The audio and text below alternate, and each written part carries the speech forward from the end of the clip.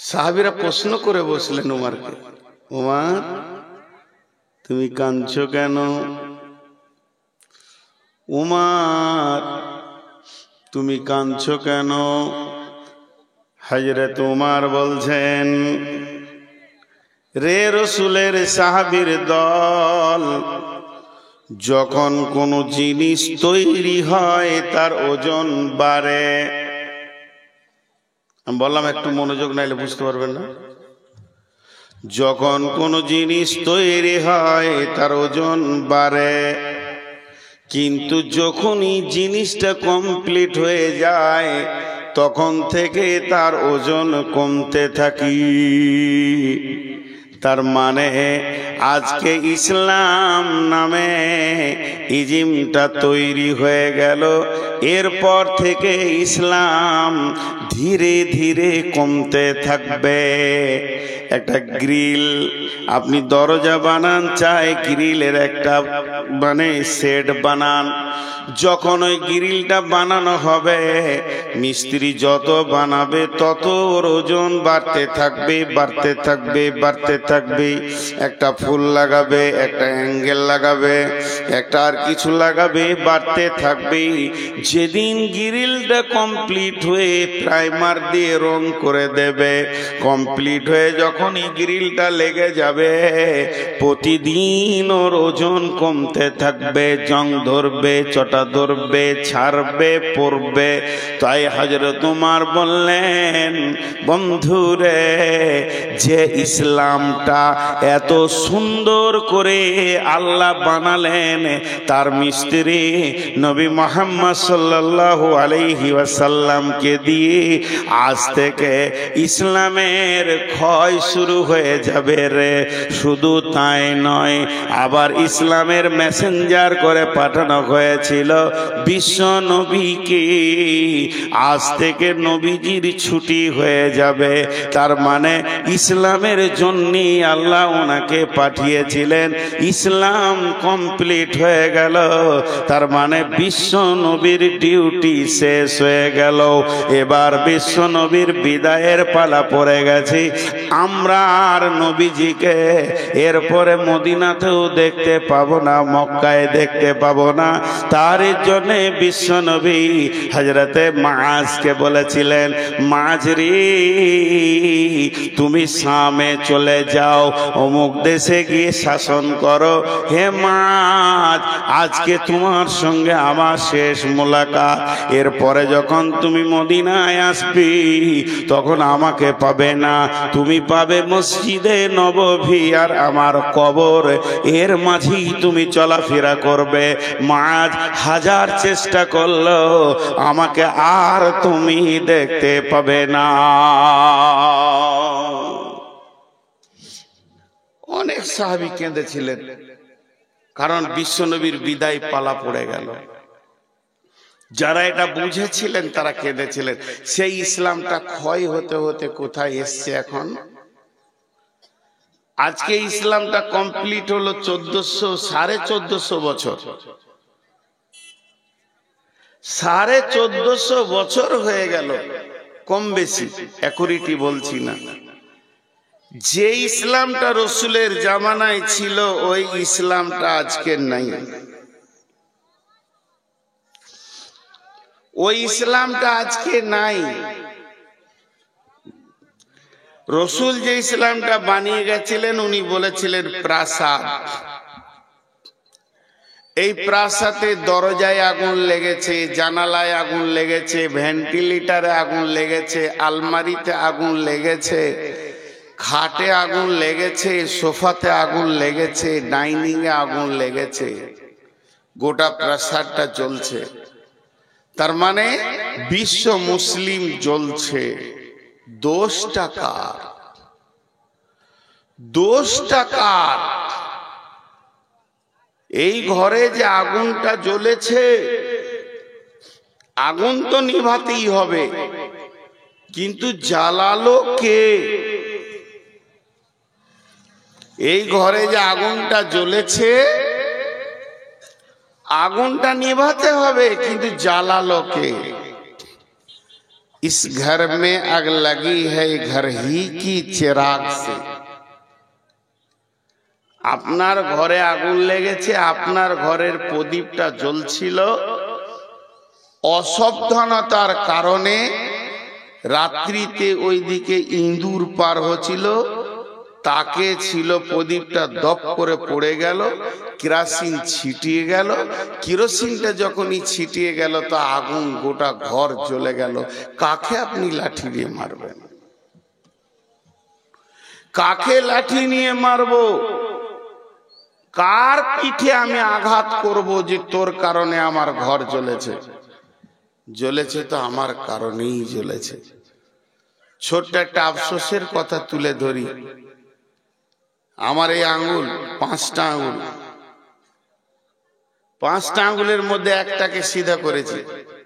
ইবদ, ওবদ, ও খারাপ, ওবদ, ও বদমাস, চোর, ও ডাকাত, সুদারু, জুয়ারি, সারা দুনিয়াকে দেখছি আমি।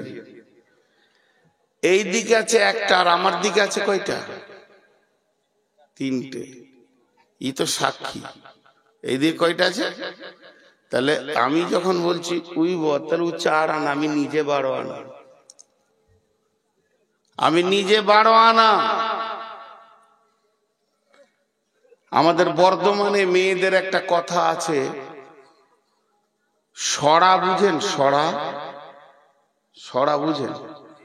মাটির ঘড়াকে সরা বলে, ভালো বাংলা। আর পিতলের ঘড়াকে ঘড়া বলে। তো একটা হলো কলসি বলে, ওদের কলসি বলে। তাহলে আমি একদম মুখস্থ করি, কালকে জালসাটা করবো। ঘড়া আর একটা হলো সরা। সরাটা মাটির, ঘড়াটা পিতলের। আর বাড়িতে আছে 2টে বেটি, মেয়ে ছেলে। একটা হলো বেটি আর একটা হলো বৌমা। বউ ভেঙেছে সরা, মানে মাটির হাঁড়ি একটা ভেঙে দিয়েছে, 20 টাকা দাম। হয় পাড়া পাড়া। শাশুড়ি খালি লোককে বলছে, ভেঙে দিলে সংসারকে ভেঙে শেষ করে দিল। ও আর মুখকে বন্ধ করে। আর নিজের বেটি ভেঙেছে ঘোড়া, তো ঘরে থাকে ভরা, ও কথা কাউকে বলে না। বেটি ভেঙেছে ঘোড়া, ঘরে থাকে ভরা। বউ ভেঙেছে সরা, হয় পাড়া পাড়া। সব থেকে বড় বিবেচক ব্যক্তি ওই যে নিজের বিচার নিজে করতে পারে। চলেন একটা যুদ্ধের ঘটনা শোনাই। বিশ্বনবী বেঁচে আছেন, এটা নবীজি মরার পরের ঘটনা নয়, স্বয়ং হায়াতে নবী বেঁচে আছেন। সাহাবীরা যুদ্ধ করতে গেছেন, একদিন নয়, 2 দিন নয়, 3 দিন ধরে মহড়া চলছে। এখনো বিজয়ী পতাকা তুলতে পারছে না। সাহাবীরা চিন্তা করলেন, মাবুদ, আমার এতটুকু আমরা কোন ত্রুটি করেছি যে আমাদের শক্তি এত দুর্বল হয়ে গেল কেন?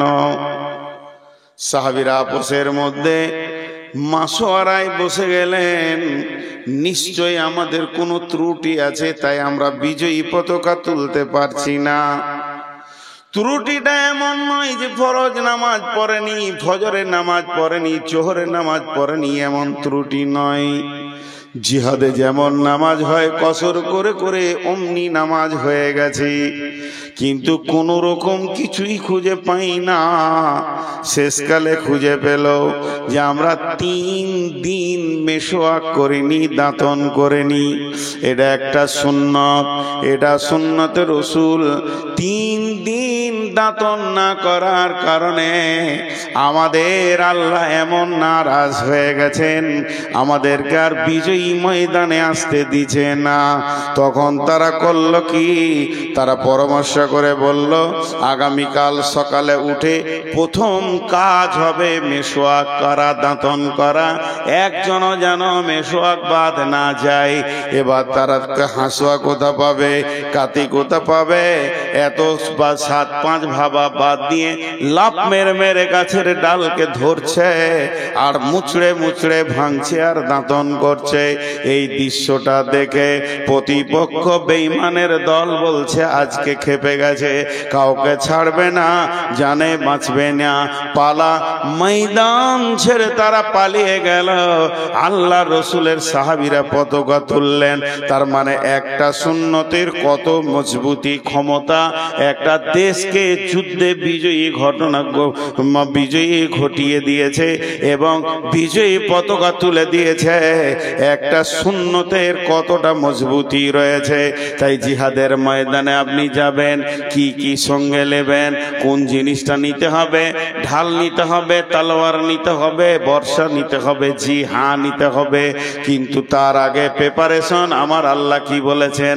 ইয়া আইয়ুহাল্লাযীনা আমানু হাল আদুল্লুকুম আলা তিজারাতিন তুনজিকুম মিন আযাবিন আলীম। হে ঈমানদারেরা, তোমাদেরকে কি এমন একটা ব্যবসা শিখিয়ে দেব না, এমন একটা কৌশল শিখিয়ে দিব কিনা যে ব্যবসাটা করলে তোমরা আযাবে আলীম থেকে বেঁচে যাবে? সেই ব্যবসাটা কি? প্রথম নম্বরে তুমিনুনা বিল্লাহি, আল্লাহর উপরে ঈমান আনো। ঈমানে যেন ত্রুটি না থাকে। আল্লাহকে সঙ্গে লাও, হৃদয়ে আল্লাহ, ঈমানে আল্লাহ, ডানে আল্লাহ, বামে আল্লাহ। তুমি আবে হায়াত ইলাহি, তোমারই করি তোমার কাছে মোনাজাত। আল্লাহকে সঙ্গে লাও। ওয়া রাসূলিকে, দুই নম্বরে তুমি রসুলকে সঙ্গে রাখো। তার মানে মাথা থেকে পা পর্যন্ত তোমার সঙ্গে রসুল থাকবে। রসুল না থাকলে তুমি কেমন করে জিহাদ করবে? তোমার চেহারাতে, তোমার উঠাতে বসাতে, তোমার দাড়িতে মোচেতে, তোমার চুলেতে, তোমার খাওয়াতে, পেশাবে, পায়খানায়, সাওয়াতে রসুলকে তুমি সঙ্গে রাখো। একটা সুন্নত যেন বাদ না যায়। তাহলে দুইখানা জিনিস যতক্ষণ পর্যন্ত আমার কাছে না আছে অতক্ষণ পর্যন্ত আমি জিহাদের ময়দানে যাব না। যতক্ষণ পর্যন্ত আমি টিকিট না কেটেছি অতক্ষণ পর্যন্ত ট্রেনে আমি চাপব না। আমি হারাম কুবুদ্ধি করে টাকা বাঁচিয়ে হারাম টাকা আমি ইনকাম করব না। আমি টিকিট কাটবো, তারপরে ট্রেনে উঠব। আমি অতক্ষণ পর্যন্ত বিজয়ী দেখব যতক্ষণ পর্যন্ত আল্লাহ এবং রসুল আমার সঙ্গে থাকবি।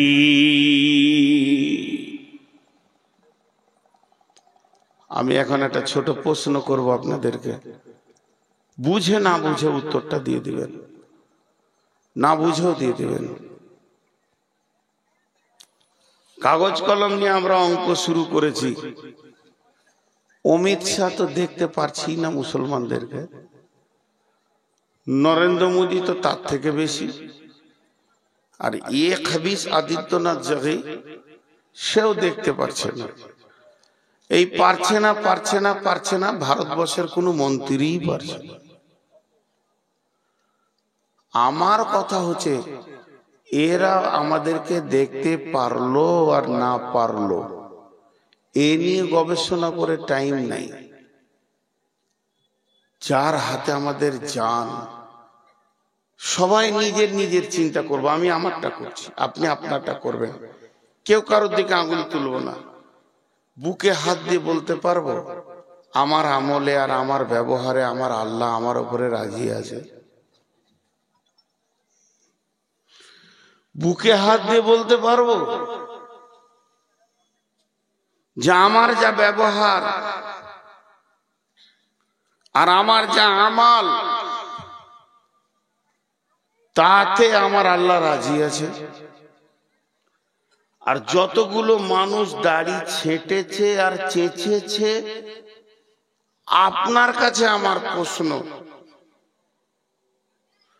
বিধর্মীকে হোয়াটসঅ্যাপে কি বলে ওইটা ফেসবুকে দেখছি বেঈমানেরা কোরআনকে পোড়াচ্ছে, ছিঁড়ছে, পা দিচ্ছে, এমনকি পায়খানা চেম্বারও ভরতে দেখেছি। মুসলমান হিসেবে আপনার দিলে যতটা কষ্ট হচ্ছে আমার তার থেকে কম হয়নি, কষ্ট হচ্ছে। কিন্তু তার কাছে ঈমান নাই, সে তো ওটা করবি। কিন্তু তার কাছে ঈমান নাই, তার জন্য সেটা অনেক আসান, সে করবি। তা আমরা যে ঈমানদার, যে কটা লোক এখানে বসে আছি, আমি সহ, আমার গালের দাড়িটাকে চেঁচে নামিয়ে ওটাকে প্লট তৈরি করেছি। একবার বলেন যে এটা কে এসে আপনার দাড়িটা নামিয়েছে? একবার বলি। নিজের বুকে হাত দিয়ে দোষ অন্য জাতিকে দিব না। তারা তো হিন্দু, তারা খ্রিস্টান, তারা ইহুদি, তারা নাসারা, তারা মাজুসি, তাদের কোনো দলিল নেই। আর আমি অতটাই খুশি যে নাপিত আমার দাড়িটা কেটে দিয়েছে, ওকে আবার 20টা টাকা দিছি। তুই কাজ করেছিস, আমার রসুলের সুন্নতকে কেটে নামিয়েছিস। এই জাতি বিজয়ী হবে। আগুনটা কে লাগিয়েছে ইসলামে? আত্মসমালোচনা করি একটু। কে লাগিয়েছে? যে কোটি যুবক আছে, আমার 53 বয়স, একটা আমার বেটার বয়স, আমার ছেলের বয়স। যদিও ছেলে, তা আমি হাত দুটো ধরে বলছি, বাপ তোমার ওই মাথার চুলটা ইহুদিদের, তোমার ওই মাথার চুলটা ইহুদিদের। এখন তুমি ইহুদিকে ভালোবাসো না নবী মুহাম্মদ সাল্লাল্লাহু আলাইহি ওয়াসাল্লামকে ভালোবাসো?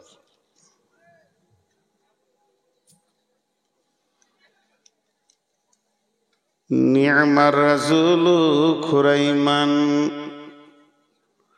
বিশ্বনবী মসজিদে নববীতে একদিন বসে বসে আলোচনা করছেন, মদিনার এই ছেলেটা ভালো, ওই ছেলেটা ভালো, ওই ছেলেটা ভালো, ওই ছেলেটা খারাপ।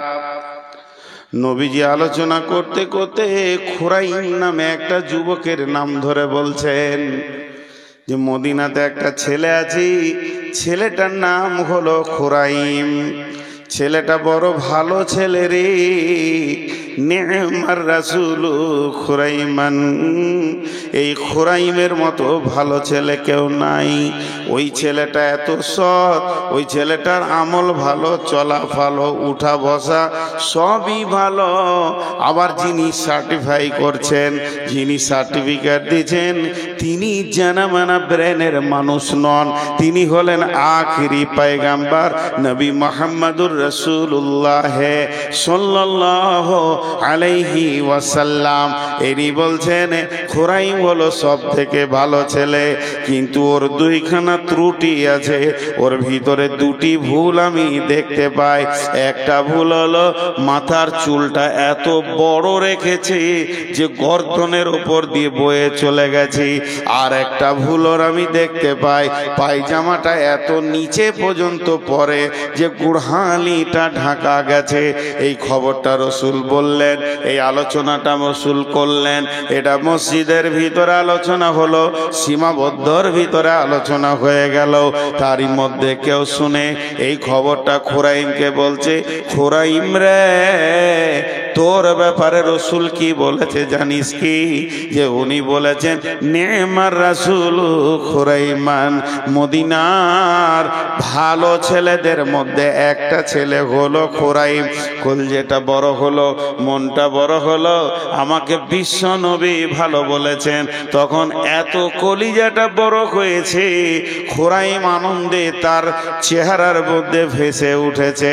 কিন্তু আবার ওই লোকটা বলছে, বিশ্ব নবী বলছেন খুরাইম যত ভালো হোক না কেন, খুরাইমের দুইটি জিনিস বড় খারাপ। তখন খুরাইমের মুখটা নেমে গেল, হায় আল্লাহ, আমার দুইটা জিনিস রসুল দেখতে পারে না।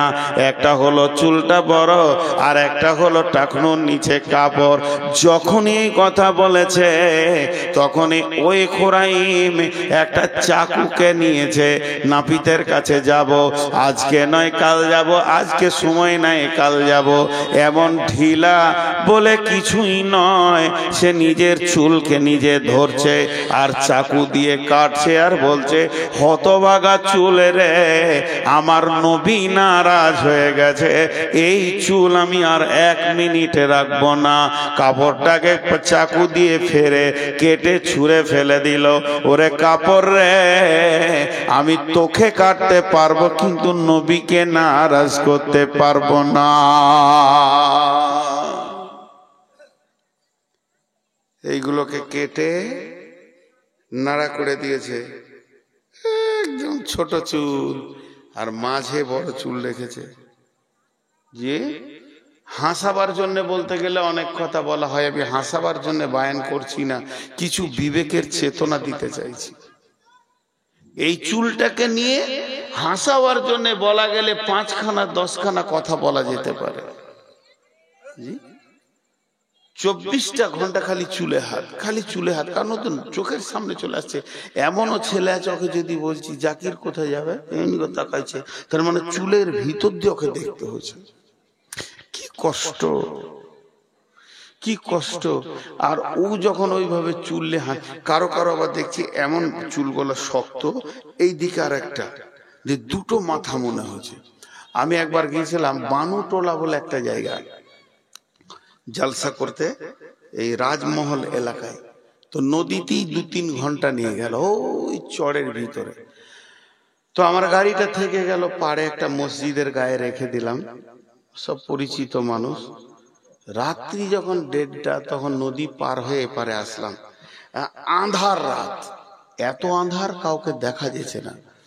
তা আমি আমার ড্রাইভারকে বলছি, তুই গাড়ির কাঁচটাকে মোচ, আমি একবার মসজিদের বাথরুমে যাই, পেশাবটা সেরে আসি, তারপর গাড়ি ছাড়ো। আমার সঙ্গে আর একজন ছিল। তো মসজিদের পাশে 3-4টা ছেলে চলাফেরা করছে, তো দুটো করে মাথা। একটা ছেলে পরিষ্কার দেখছি দুটো মাথা, একটা উপরে একটা নিচে, মানে আঁধারে। তো আমি ভাবছি, আল্লাহ, কি মানুষ না জিন, এত রাতে ওরাও মসজিদে ঢুকেছে পেশাবখানায়, ফুল প্যান্ট ট্যান্ট পরে, পিঠে ব্যাগ রয়েছে। আল্লাহ, এই মানুষ না জিন? দূরে থেকে দেখছি, কাছে গিয়ে যখন মোবাইল লাইটটা দিলাম, তখন দেখলাম মানুষেরই বাচ্চা, চুলটা কেটেছে ওরকম করে, ওপর দিকে আর একটা মাথা মনে হয়েছে। আমি আফসোস করলাম, এটা বিশ্ব নবী কোনোদিন করেননি। এখন বলেন, জালসাটা এখানে শেষ করব না একটু আগাবো? আপনারা বলবেন আগান, আমি বলবো শেষ করবো। বলে কেন? চুলটি এবছর কাটা হোক, একটা কথা শুনবো, একটা আমল হোক। কিন্তু এরকম জালসা চলতে চলতে পশ্চিম দিকের সূর্য উঠে কিয়ামত হয়ে যাবে, কিন্তু আমলে চেঞ্জ হবে না। যে কটি যুবক আছে, এরা কি আজকে তওবা করতে পারে যে আমি কালকে ব্লেড দিয়ে বেঈমান চুলের গোষ্ঠী বিক্রি করে দিব? যেমন আমার রসুল চুল রাখতেন, সব সমান হবে, আমি সেরকম চুল রাখবো। কিংবা লিম্মা, জুম্মা, আফরা, যে কোনো একটা চুল রাখবে, পারবে না। বলেন, দোষ বিজেপির না বজরঙ্গের? ইসলামের ঘরে যে আগুন জ্বলেছে, দোষ বিজেপির না বজরঙ্গের? বলেন। সামনে আসছে ইলেকশন, আবার ইউটিউবারদেরকে বলছি খুব হুঁশিয়ার, এ কথাগুলো কিনে আজে বাজে কিন্তু থাম্বনেল বানাবে না। আসছে ইলেকশন, আপনার এখানে বলেন, মুসলিম বিজেপিতে দাঁড়িয়েছে কি দাঁড়ায়নি? বলেন। তাহলে একটা গ্রামের নাম বলবো না, জিজ্ঞেস করবেন না। এটা রোড, রোডের দক্ষিণ ধারে মসজিদ। তো রোডটা এটা পূর্বপশ্চিম, উত্তর দক্ষিণী ধরেন। আমি মসজিদটা কেমন ওটা বুঝাই, এটা রোড, ওইটা ধরেন পশ্চিম, এখন ধরতে বলছি। তা রোডের এই পাশে হচ্ছে মসজিদ, মসজিদের শেষ দেয়ালে রোড। তো পেচ্ছাপখানা বানিয়েছে রোডের এই পাশে, এই দিকটাও মসজিদের খানিক জায়গা আছে, গোসলখানা, পেচ্ছাপখানা, পায়খানা বানিয়েছে। কোনো একটা কারণে মুসলিম গ্রাম, গোটাটাই মুসলিম, ভরপুর মুসলিম। এই গাঁটারই কথা বলছি, ধরেন চক মহরমের ঘটনা, এটা বোঝানোর জন্য বলছি। আর বিজেপির মিটিং চলছে ভগবান গোলাতে এত দূরে, তো এখান থেকে ছেলেরা বেরিয়ে যাচ্ছে ওই মিটিং এ জয়েন করবে। সেই ছোট হাতি বলে ওই গাড়িকে ভাড়া করেছে, আর বিজেপির পতাকা বেঁধেছে, আর দাড়িওয়ালা আছে, বেদাড়িও আছে, সব কটা মুসলিমের বাচ্চা, আর ওইদিকে পেরিয়ে যাচ্ছে। আর মসজিদের সামনে দিয়ে আমাকে যখনই দেখেছে যেটা বক্তা আছে, তা আমাকে সামনে রেখে বলছে জয় শ্রীরাম। আপনারা হাসছেন, কিন্তু আমার দুঃখ লেগে গেল বলতে। ওদেরকে কালেমা পড়াতে হবে কি হবে না? চলে গেল। আপনাদের কাছে আমি একটা শিশু বাচ্চা, আপনারা আমার ওস্তাদ, আমি পড়া শোনাচ্ছি আপনাদেরকে, একটা উত্তর দেন, হাতগুলো ধরে বলছি, একটা উত্তর দেন যে আজকে মুসলমানের বাচ্চা যদি এটা বলে, তা আপনাদের কাছ থেকে আমি একটা বিচার চাইব। এটা হলো চক মহরম, পাশে হিন্দু গ্রাম। হিন্দুর কোন একটা যুবক, ব্যানার্জি ঘরের ছেলে, চ্যাটার্জি ঘরের ছেলে, বন্দ্যোপাধ্যায় ঘরের ছেলে, হিন্দুদের ভিতরে যেগুলো আপার লেভেলের ঘরের ছেলে, শিক্ষিত ছেলে, ছেলেটা ইঞ্জিনিয়ার, ছেলেটা ভালো ভদ্র, কিন্তু তার চলাফেরা মুসলিমদের মতো। বন্ধু আছে অনেকগুলো মুসলিম, একসঙ্গে হোস্টেলে পড়াশোনা করেছে, বহরমপুরে পেচ্ছাপ করে পানি নেয়, দাঁড়িয়ে পেচ্ছাপ করে না। আবার কখনো কখনো মুখ দিয়ে বলে মুসলিমদের নিয়মগুলোই ভালো হোক। আবার বিয়ে শাদী করেছে, ভোজ টোজ করেনি, হালকা করে নিয়েছে। আর মাঝে মাঝে ঈদে চলে আসে বন্ধুদের সঙ্গে আনন্দ করতে, আবার ওর মুখ দিয়ে বের হয় এইটাই ভালো। আপনার মনটা কি হবে বলেন? এই বিচারটা আমি চাইছি। আর না হয় জুতোগুলো আমার মাথায় ছুড়ে দেন। আপনার মনটা কি হবে ওই ছেলেটার ব্যাপারে? আপনি তখন আমাকে বলবেন, মাওলানা একটা খবর শোনাই। কি খবর? এই পাশের গ্রামে একটা ছেলে আছে, এই ছেলেটার নাম হচ্ছে সুমন বন্দ্যোপাধ্যায় বা সুমন চ্যাটার্জি, খুব ভালো ছেলে, এত ট্যালেন্টেড না, 75% চলে এসছে। পার্সেন্টেজ বলছেন আপনি, আর একটু মেহনত করলে 25% চলে আসবে। তাহলে আপনার মনটা খুশি হচ্ছে কি হচ্ছে না? আর এতগুলো লোক কথা বলে না, একবার উত্তর চাইছি তো উত্তর দেয় না। খুশি হচ্ছে কি হচ্ছে না? তাহলে যদি কোনো হিন্দুর ছেলে, ব্যানার্জি ছেলে, চ্যাটার্জি ছেলে, দাসের ছেলে, গুপ্তর ছেলে, গুহর ছেলে, সে যদি ইসলামকে মেনে নেয়, ইসলামের আচরণকে মেনে নেয়, ইসলামের কাছাকাছি চলে আসে, যেমন আপনার দিলটা কৌতূহল হবে, আপনার দিলটা উচল পাচল করবে, আর একটু গায়ে হাত বুলিয়ে দিলে মনে হয় মসজিদ ঢুকে যাবে। বন্ধুরে, তাহলে বর্তমান মুসলমানের চাল চলন হিন্দুদের মতো হয়ে গেছে। এদের বিয়ে শাদী হিন্দু, এদের চলাফেরা হিন্দু, এদের পোশাকে হিন্দু, এদের সমস্তগুলো মুসলমানের মতো আর নাই। এরা যখনই ফুল প্যান্টটা পরে একটু খালি গ্রাম থেকে বেরিয়ে চলে যাবে, এটা মুসলিম না নন মুসলিম বোঝা যাবে না। এরা মাসি বলে, পিসি বলে, দাদা বলে, বৌদি বলে, কাকি বলে, কাকিমা বলে, কোন গায়ের মুসলিমকে দেখবেন না চাচা বলেছে নিজের চাচাকে। বন্ধুরা আমার, এরা 95% ঢুকে গেছে। এর জন্য বিজেপি চেষ্টা চালাচ্ছে, একটু গায়ে হাত বুলিয়ে দিলে 100 এরা ঢুকে যাবে। এর জন্য তাদেরকে দোষ দেওয়া যাবে না। ইস ঘর মে আগ লাগি হ্যায় ঘর হি কি চিরাগ সে। আমরা ইসলামকে, সেই পূর্ণাঙ্গ ইসলাম বিশ্ব নবী হযরতুল বেদাতে যা দিয়ে গেছেন, সেই ইসলামকে আমরা না খাওয়াতে রাখতে পেরেছি, না পান করাতে রাখতে পেরেছি, না দাড়িতে রাখতে পেরেছি, না চুলে রাখতে পেরেছি, না পেশাবে আছে, না পায়খানায় আছে। মুসলমানের বাচ্চা দাঁড়িয়ে পেশাব করে। বর্তমানে এমন একটি এলাকা রয়েছে আপনাদের এই কাছাকাছি, বেশি দূরে নাই, হিন্দু মেয়েদের মতো মুসলিম মেয়েরাও সিঁদুর পরছি। বলেন খালি দোষটা কার? আমি সন্ধ্যা থেকে জিজ্ঞেস করছি। 20 মিনিট বায়ান করা হলো,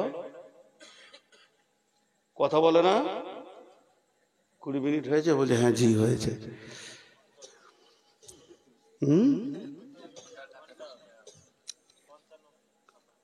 55 নয়, ঘন্টা ক্রস করেছে। হ্যাঁ, হাটে এক মাস্টার ডিম কিনতে গেছে, বলছে ডিমের দাম কত রে? বলছে 6 টাকা। বলছে যে ছোট ডিম? বলছে ছোট, মুরগিকে শুধাওগা কত কোঁত লেগেছে। আজকে যে বায়নটা করছে এটা বোনাস। শওকতকে বলবেন ও যেন ওভার ডিউটি কিছু দিয়ে দেয়, কারণ আমার তো 12টায় ডিউটি শেষ। আমি ঢুকেছি সন্ধ্যা 7টায়, টাইমে এসেছি, বলতে পারবে না যে টাইমে আসেনি। জি, আপনারা বসে আছেন, খুব ভালো লাগছে। একটু আত্মসমালোচনা করি। এবার ওষুধ দিব, এমন এমন ওষুধ দিব কোরআন থেকে, যে আয়াতগুলো আপনাদের সামনে আমি পড়েছি সব চলে আসবে। এই ওষুধ যদি মুসলিমরা গ্রহণ করে, 2025 সাল যেতে হবে না, 24 সালেই ভারতবর্ষ মুসলিমদের হাতে আসবে ইনশাআল্লাহ। কোরআন বলছে তো, কোরআন বলছে। জোশ থাকবে কোথায়? এত জায়গা ফাঁকা থাকতে রোডে বসে আছে, আর রোডে তো একমাত্র চতুষ্পদ প্রাণী বসে, ওদের জ্বালাতে গাড়ি চালানো যায় না। জোশ থাকবে কোথায়? জায়গা আর খুঁজে পেয়েছে না। মা বোনেরা কেটে পড়েছে,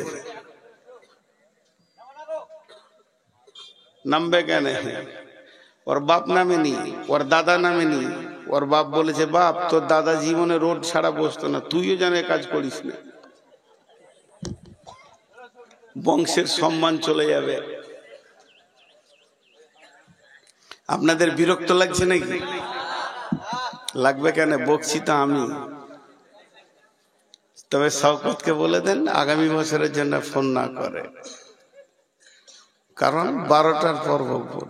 আমি অনেক অসুস্থ গো, অনেক অসুস্থ। এই দলটি এসে বসলো, আরেকটা দল এসে হাজির হচ্ছে, ওরা রাস্তায় বসবে। চলে এসে সোনামানিকের দল। সকলে একবার আল্লাহর নাম নিই, নারে তাকবীর। জজবার সঙ্গে যদি দিলে ঈমান থাকে তো ইনশাআল্লাহ একটা ভালো সুসংবাদ দিয়ে দিই। পৃথিবীতে যত যুদ্ধই হোক, আল্লাহ রসুল বলে গেছেন আমার উম্মতকে নির্মূলে শেষ করতে পারবে না। আর পৃথিবী থেকে যেদিন ইসলাম বিদায় নেবে, কিয়ামত হবে, সেদিন সারা বিশ্বটা মুসলিমরাই শাসন করবে ইনশাআল্লাহ। কোনো ভয় নাই, আসবেই এদিন। কারণ বিশ্বনবীর জবানে কোনোদিন মিথ্যা কথা বের হয়নি, আর জীবনও হবে না। কিন্তু বহুত মার খাওয়ার পর আসবে। বিসমিল্লাহির রহমানির রহিম। قل كان آباؤكم وأبناؤكم وإخوانكم وأزواجكم وعشيرتكم وأموال اقترفتموها وتجارة تخشون كسادها ومساكن ترضونها أحب إليكم من الله ورسوله وجهاد في سبيله فتربصوا حتى يأتي الله بأمره والله لا يهدي القوم الفاسقين। আল্লাহ বলছেন, আমাদের রোগটা বলে দিলেন, এবারে পরের আয়াতে আমি ওষুধটা বলবো ইনশাআল্লাহ। আল্লাহ বলছে, হে তোরা পৃথিবীতে গিয়ে 8টা জিনিসের মহব্বতে পড়ে গেছিস। 3টে জিনিস তোদের কাছ থেকে মহব্বত কম হয়ে গেছে, 8টা জিনিসের মহব্বত বেশি, 3টে জিনিসের মহব্বত কম। কি করছে? খালি মোবাইল খুচুর খুচুর করছে কেন? হ্যাঁ, রোগ আছে নাকি? মিনিয়া রোগ আছে? বন্ধ করো, আমার সাউন্ড আমাকে শোনাবে না। তো 3টে জিনিস। একটা মজার সত্য ঘটনা শুনিয়ে দিই। আমার এলাকাতে, আমার গ্রাম থেকে 8-10 কিলোমিটার দূরে প্রায় 350 ঘর, গ্রামটা সবটাই মাজার পূজারী। জীবিত পীর আছে ওখানে আবার, আর সে পীরের সঙ্গে আমি কথা বলেছি, ঢোল তাবলা সব জায়েজ করে দিল একদম। তো সেই গ্রামে হঠাৎ করে একসঙ্গে 85 ঘর আইলা দিস হয়েছে। কত ঘর বললাম? 85। এরা যখন আকীদা চেঞ্জ করে দিয়েছে তো ওদেরকে মসজিদ থেকে বের করে দিয়েছে, মানে ওদের দলটা বেশি। যখন মসজিদ থেকে বের করেছে তারা ফাঁকা মাঠে এক জায়গায় ঈদগাহ আছে, ঈদগাহটা এদের পাড়াতে বলছে তোরা আর এখানে আসবি না, আমরা এটা নিলাম। ঈদগাহই নামাজ পড়ছে তিরপল টিরপল দিয়ে। তো আমাকে এসে বারবার বলছে একটা মসজিদ বানিয়ে দেন। 3খানা মসজিদ বানালাম, প্রায় 2.5 কোটি টাকা 3টে মসজিদে গেছে। তো এখন আমাদেরকে একটা বানিয়ে দেন। তো আমি ওদের কাছে গিয়ে বললাম যে দেখো গোটা গায়ে তোমরা 80টা ঘর, 80 জনের ঘর একবার তাকাও তো, কারো ঘর ছোট আছে? বড় বড় পাকা। তাহলে 80 জনের 80টা ঘর, 80 জনের 80টা ঘর, আর 80 জনের একটা ঘর মসজিদটা। কি পরের কাছে টাকা নিবে? লজ্জা লাগে না? তো একজন উঠে বলছে আমি 5 লাখ নিলাম, একজন বলছে আমি 2 লাখ দিলাম, আর কারো কাছে টাকা নিব না। মসজিদ করে নিল ওরা, মসজিদ করে নিল। তো আল্লাহ তাবারক ওয়া তাআলা বলছে দেখ তোর ভিতরে একটা মহব্বতের জায়গা আছে, এখানে দিলে একটা জায়গা আছে, প্রেমের জায়গা। ওখানে তুই কাকে ভরবি বল? যাকে ভরবি সেই শেষ। আল্লাহ তাবারক ওয়া তাআলা বলছেন তোরা ওখানে পড়েছিস কাকে? 8 জনের মহব্বত তোদের দিলে রয়েছে, 3 জনের মহব্বত তোদের দিল থেকে কমে গেছে। কুল ইন কানা আবাউকুম, বাপের মহব্বত, সন্তানের মহব্বত, ভাইয়ের মহব্বত, বিবির মহব্বত, বন্ধু বান্ধবের মহব্বত, সঞ্চিত মালের মহব্বত, গাড়ি বাড়ি ব্যবসা বাণিজ্যের মহব্বত, আজ ঘরটা বানিয়েছি সেই অট্টালিকার মহব্বত, এই 8টা মহব্বত তোদেরকে গেড়ে ধরে বসে রয়েছে। তোদের কাছ থেকে 3টে মহব্বত চলে গেছে। আহাব্বা ইলাইকুম, তোদেরকে 100% মসজিদে পাওয়া যায় না, মিনাল্লাহে ওয়া রাসূলিহি, আর বডিতে তোদের রসুলকে পাওয়া যাচ্ছে না। তাহলে 2 জন তোদের কাছ থেকে সরে গেল। ও জিহাদিন ফি সাবিলিহি, আল্লাহর দ্বীনকে আগে বাড়াতে হবে, আল্লাহর কালাম পাককে আগে বাড়াতে হবে, মসজিদ মাদ্রাসাকে আগে বাড়াতে হবে। এ ব্যাপারে তোদের মন চায় না, তাহলে তোরা 3 জনের সঙ্গে সম্পর্ক কেটে দিয়েছিস। তাই আমার আল্লাহ বলছেন ফাতারাব্বাসু হাত্তা ইয়াতি আল্লাহু বিআমরিহি ওয়াল্লাহু লা ইয়াহদিল কওমাল ফাসিকিন। অতক্ষণ পর্যন্ত অপেক্ষা কর যতক্ষণ পর্যন্ত আল্লাহর হুকুম না এসেছে। আল্লাহ তাবারক ওয়া তাআলা কোনদিন ফাসেক কওমকে হেদায়েতের রাস্তা দেন না।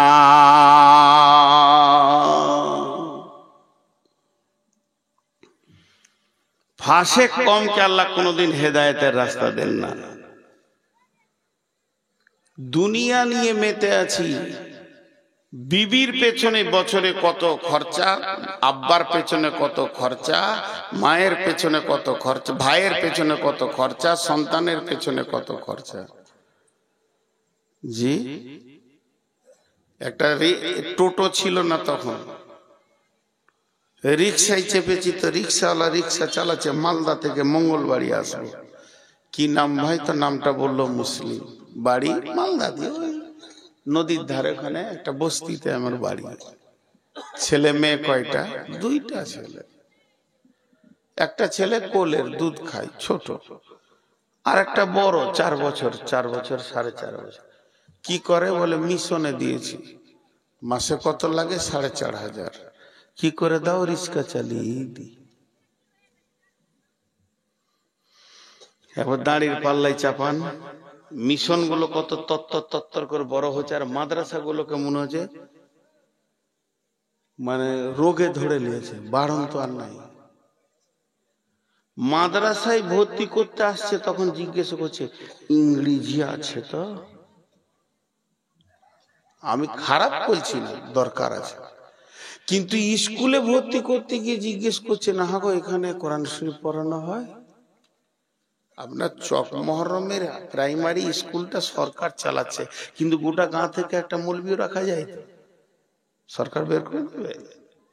ছেলেগুলো আলিফ বাটা তো শিখো, কাশ্মীরে আছে।